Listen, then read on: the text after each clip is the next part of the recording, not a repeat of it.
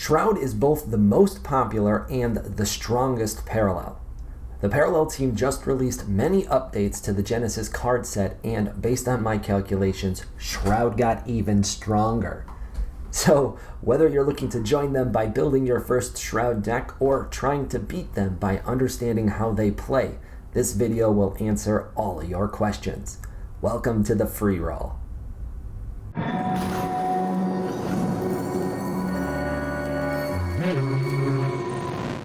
The intention of key card videos is to show you the most popular and best cards to get you started within a given parallel.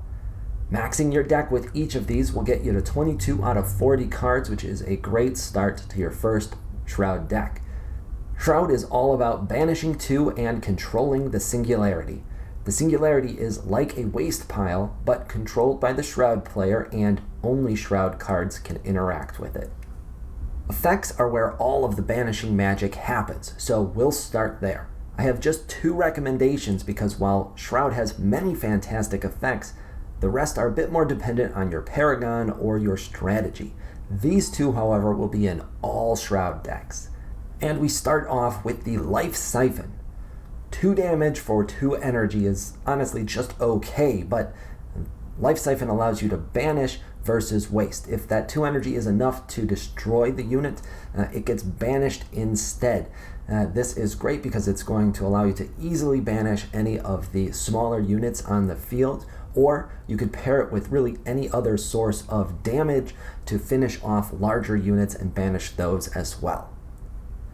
Then, the most common card probably in any Shroud deck at all is Erasure. It is a Shroud staple. 3 energy, banish any unit.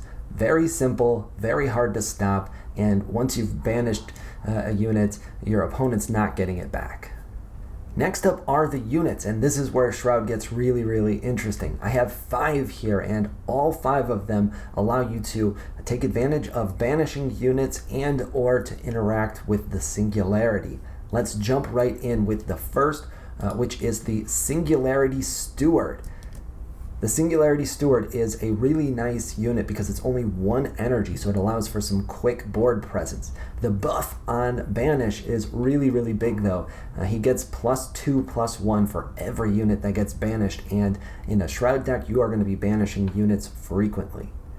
Next is the Spectre Attack Craft, which is honestly quite possibly the most efficient and value-packed card in the entire set. For just 3 energy, you're getting a 3/4 unit with evasive, which means it can't be blocked. That is tremendous value all by itself, but it has the additional ability that when it deals damage, it allows you to reveal one of your opponent's banked cards, to draw a card, and if one of the revealed banked cards happens to be an upgrade, you get the option of drawing from your Singularity instead.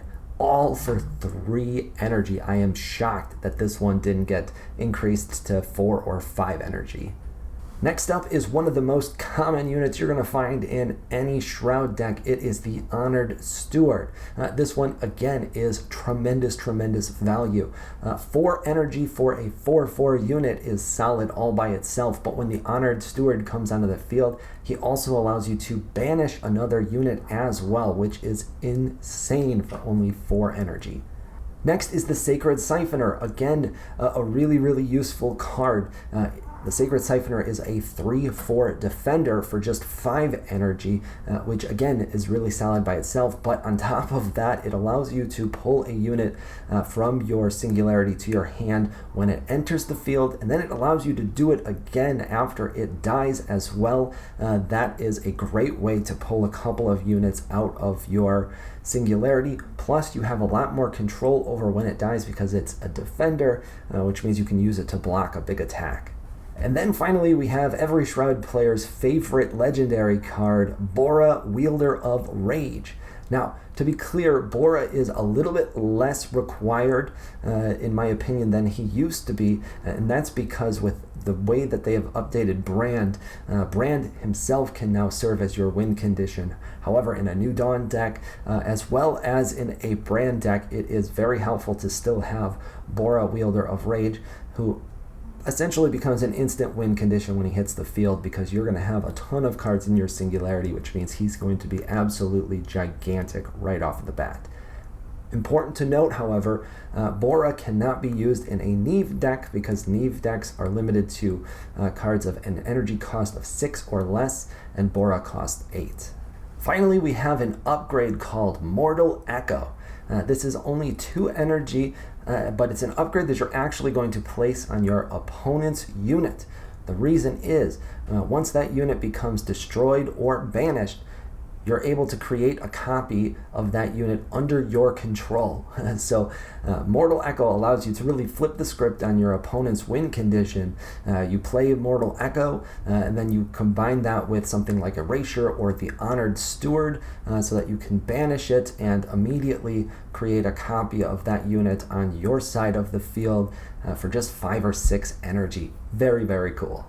So to review, here are the 8 Shroud cards that I recommend to get your new Shroud deck started. The effects are Life Siphoner. The effects are Life Siphon and Erasure.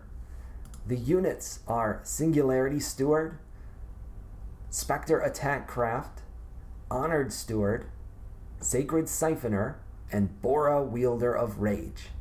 Finally, we have the upgrade Mortal Echo as well. I hope you found today's episode fun and informative, and if you did, consider giving us a subscribe below. It only takes 2 seconds out of your day and really helps to support the channel. There's lots more parallel content coming from the Freeroll, and you won't want to miss anything.